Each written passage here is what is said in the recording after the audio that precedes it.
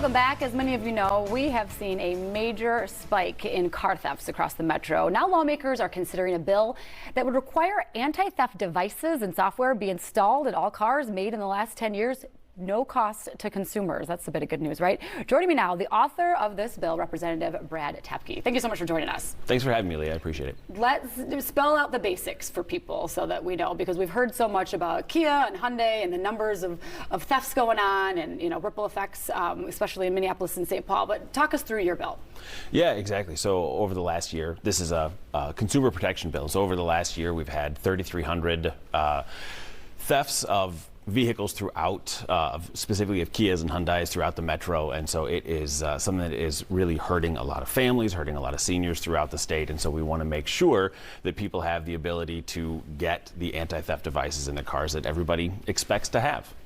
The bill doesn't specifically name the automakers for Kia and Hyundais. And that intentional? Tell us, because that seems to be, those are the big ones. So we've heard, the mayors of both Minneapolis and St. Paul, our Attorney General Keith Ellison trying to move some things forward regarding those specific automakers. Right, exactly. And so this is, it is a blanket for all automakers. So anybody in the 2011 model year, for some reason, Kia and Hyundai, we have our opinions as to why they would have done that. But they stopped putting anti-theft devices in vehicles, and so people didn't really know. And so there have been viral videos telling people how to steal these specific vehicles. And so we are making sure that people have the ability to get those recalled and get it fixed, and so that they don't have to worry about it. Because a huge part of this is insurance companies are dropping specifically Kias and Hyundais, and so somebody buys a used car, they're unable to get it insured, as well as it's going to tank the resale value of vehicles, and then those are used in crime subsequently after that. And so this is a big problem that we need to work together to solve. Have you reached out, had conversations with the automakers? And I'm curious what their responses might be. Yeah, we have attempted, and we've gotten nothing back from that. There are a significant number of lawsuits that are happening, so we don't expect to get anything back from them. But we just know that starting in that 2011 model year, so right now the bill goes back to 2013, and when we go forward with it onto the House floor, we're going to pull it back to manufactured since 2010, because we've heard from a lot of Minnesotans who have vehicles that were manufactured in that 2010 to 2013 timeframe that are also getting stolen.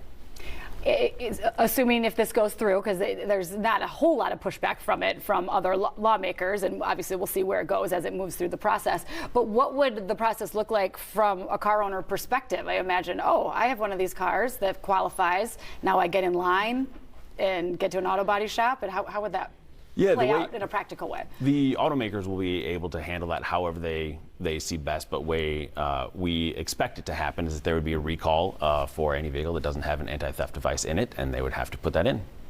Would you be surprised if this doesn't go through?